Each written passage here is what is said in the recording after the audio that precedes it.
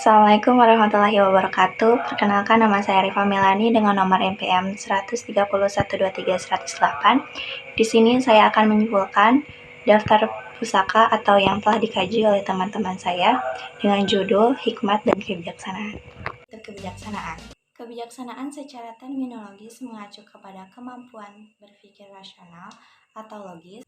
Hikmat dapat diartikan sebagai wawasan dan kemampuan untuk menalar jauh ke depan, melampaui alam kehidupan di dunia saja.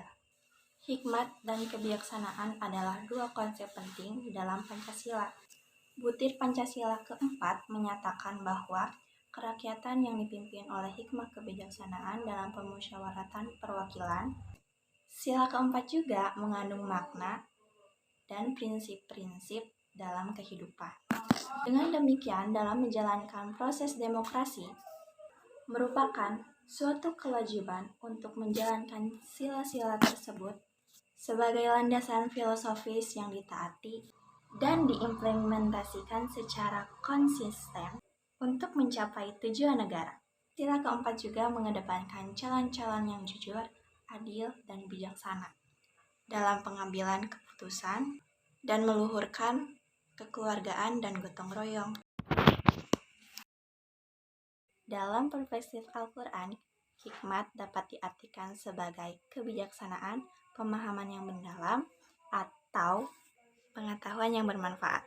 Sementara kebijaksanaan mengacu kepada pemahaman dan mengambil tindakan yang tepat dalam situasi tertentu. Allah Subhanahu wa Ta'ala memberikan hikmahnya kepada orang-orang yang dikehendakinya. Hal tersebut tertuang dalam Quran Surat Al-Baqarah ayat 269.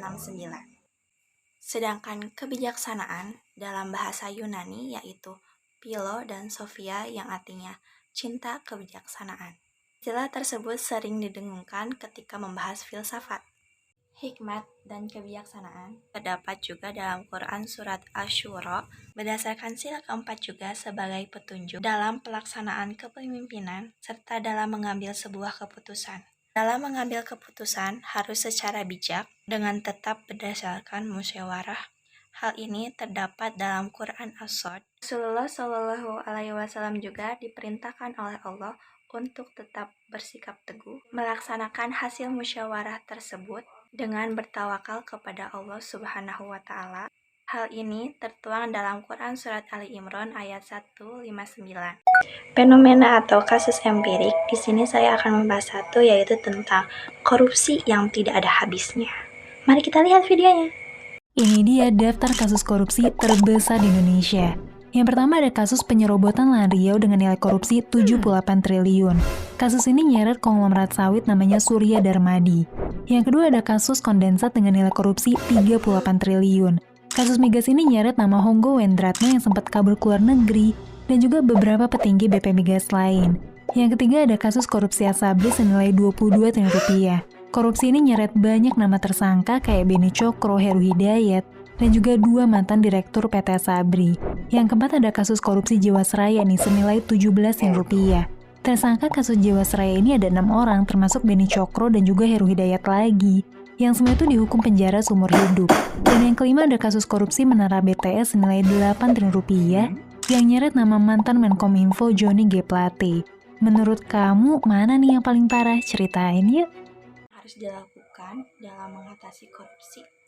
Yang pertama, ada hidup sesuai kemampuan. Salah satu hal yang mendorong kita melakukan korupsi karena seringnya kita tidak merasa cukup dan bergaya hidup yang tidak wajar atau melebihi kemampuan kita. 2. Mengatur atau manajemen waktu. Yang ketiga adalah fokus kepada kinerja dan tanggung jawab pribadi. Dan yang keempat ada mengatur pengeluaran. Yang kelima ada selalu bersyukur terhadap apa yang kita miliki. Dan analisis dan diskusi secara Pancasila meningkatkan dialog dan toleransi antar umat beragama untuk mengatasi diskriminasi dan kesalahpahaman.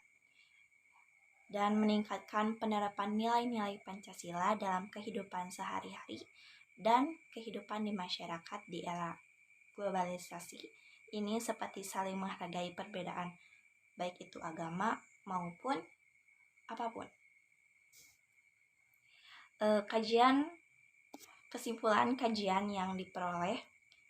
Kesimpulan kajian dan nilai-nilai yang diperoleh yaitu menghargai perbedaan, 2. Mengaplikasikan nilai-nilai Pancasila khususnya sila keempat dalam kehidupan sehari-hari. Sekian dari saya, apabila ada kekurangan atau kesalahan kata mohon dimaafkan. Billahi taufiq wal hidayah. Wassalamualaikum warahmatullahi wabarakatuh.